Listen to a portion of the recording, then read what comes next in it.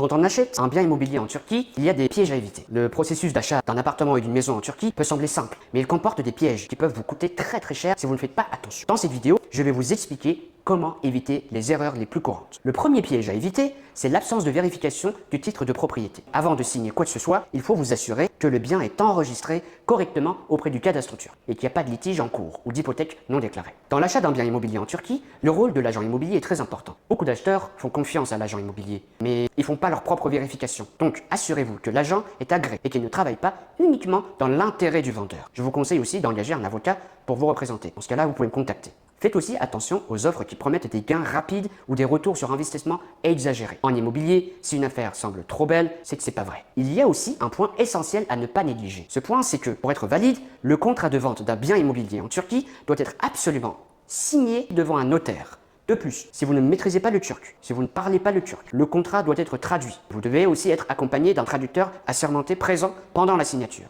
L'exigence d'un traducteur assermenté, c'est une obligation légale qui vise à protéger les acheteurs étrangers. L'achat d'un bien immobilier peut être complexe pour les étrangers. Donc, assurez-vous que vous avez le droit d'acheter dans la région de votre choix. L'achat d'un bien immobilier en Turquie peut être une excellente opportunité, mais il est essentiel de rester vigilant et de bien s'entourer pour éviter les pièges. Si vous avez besoin d'une assistance juridique tout au long de ce processus, n'hésitez pas à me contacter. Tu veux en savoir plus sur tes droits? Abonne-toi.